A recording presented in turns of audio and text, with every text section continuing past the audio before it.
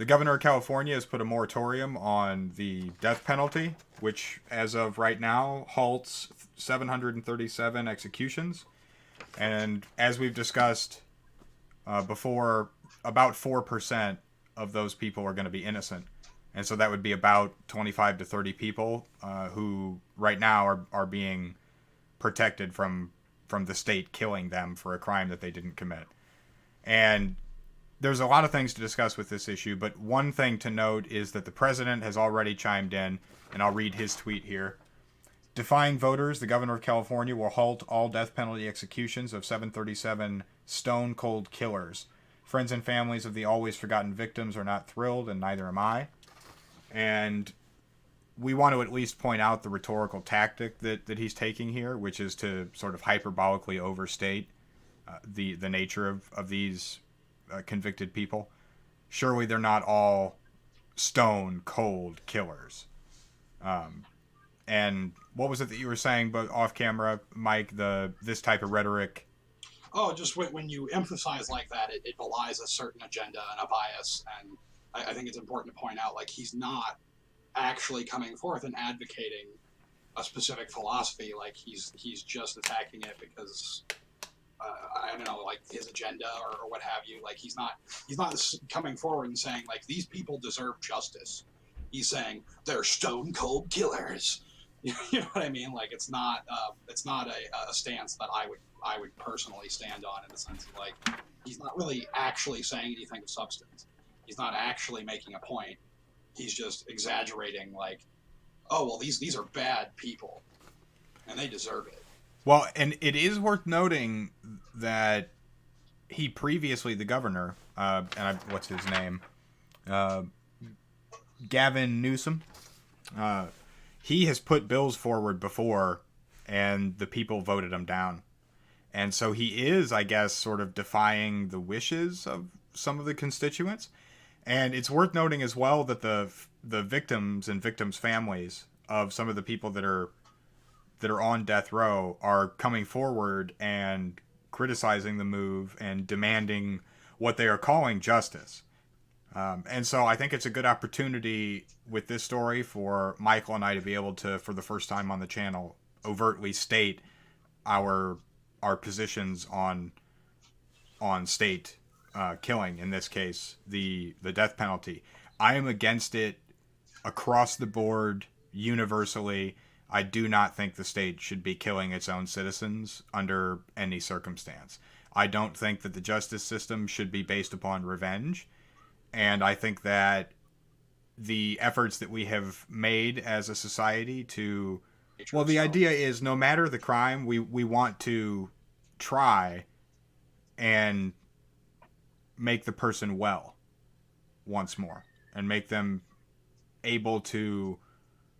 If they can't re-enter society because they're too dangerous, then we want to treat them as humanely as possible and accept that their circumstances are almost never purely in the realm of good and evil. And so I'm against the death penalty I don't think it should be used for any crime under any circumstance. And where do you fall on this? I think it's worth noting that, like, when the families come forward and they say, you know, yeah, we want justice, I totally get that. I used to be a big proponent of it. I used to say, yeah, we need to kill these people. You'll probably still catch me occasionally when I'm upset saying, like, yeah, these people deserve to die, or so on. But I mean, ultimately, like, as an actual... Oh no, they deserve to die. You just don't think the state should do it. I don't want the state killing its own citizens for any reason ever. Yeah, and I think that's fair. I think that's a better way of phrasing it, is that, like, I'm definitely on board with saying, like, the state shouldn't be doing it, but, like, I can completely understand the desire of the family to make these people die. Because, like, I totally would want that too. Like, I'm not above that. Like, that's a super emotional, like, if you hurt my family member, like, I want to hunt you down and torture you and kill you. Is that reasonable? No, because it's purely based on, like, lower mammalian brain survival instincts, tribalism, and things of that nature, that, like, those were important to the, you know, evolution of human, but now we've gotten to a point where we can move beyond that. And we certainly shouldn't be enacting that through our governments. because it is kind of a baser emotional reaction, and not just for the reasons that like, oh, some innocents might get killed, like that is important and it matters, but also for the simple fact that we are a citizen of a system that engages in the killing of its populace. And I think that's dangerous and it's not good. Because if they'll do it under the auspices of, well, the thing you have done is so heinous that you deserve capital punishment, then if things get worse, if the nation goes in a direction that I'm not comfortable with, there is a future ahead somewhere, maybe not in my lifetime, where much simpler and much less heinous things are now capital crimes. And now you're just living in a society where your government is just murdering your populace. I just think it's dangerous. It's a tool the government shouldn't have. Um, but like, I totally understand why the survivors and family members are calling for justice. Yeah, I suppose I understand why they're doing it. I still think they're wrong, and I don't think I have to tiptoe around and say that like it comes off as bloodthirsty, especially since some of these people have been on death row a long time. These are people who have had, in some cases, many years to grieve, uh, coming out and still just advocating like I want this person to die, Mm-hmm. um, and I think that's ugly. Yeah. And I'm not going to tiptoe around and because it might hurt somebody's feelings or nope, I don't. Even though I can articulate my empathy and my understanding of their feelings, that does not mean that those feelings are good or that they represent a move towards egalitarianism in the world if everybody was to act the way that you are acting. I think that towards a better world, uh, we would hope to see more and more people adopting an attitude where the state is not to be killing people, that it's not right for the state to be doing this under any circumstance. I think that leads to more egalitarianism overall. Yeah. Excuse me. And one of the things that I think is interesting about capital punishment in general is that, like, I don't think you can easily say, oh, this is usually an issue of the left or the right or what have you, because it's such an emotional reaction to such heinous criminality that, like, people will just say, kill him, this person deserves to die. Um, and so I think it's interesting to note that it's kind of bipartisan in that respect, but that doesn't necessarily make it right. Like, this could be one of those examples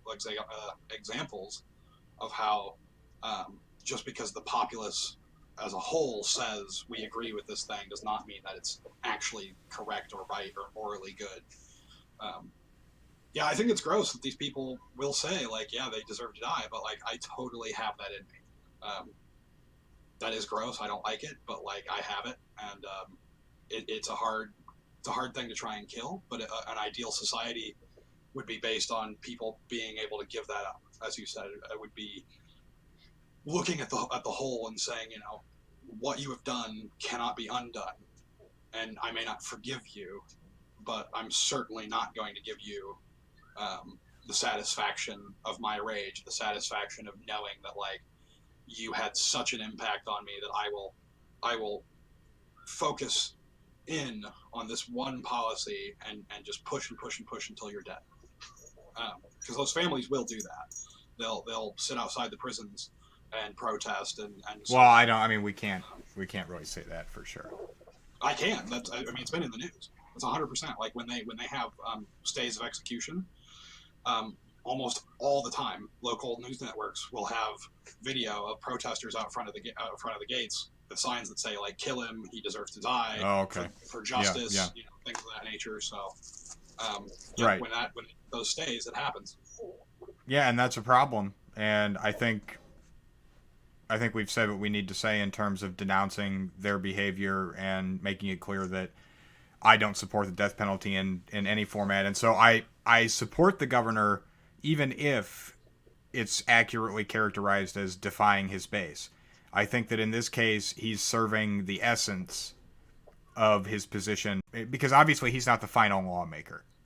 Yeah. So I don't know if he can keep this going indefinitely. And obviously there are checks and balances that can take place. But I think from his perspective, he thinks this is the time where like I have to do what's right.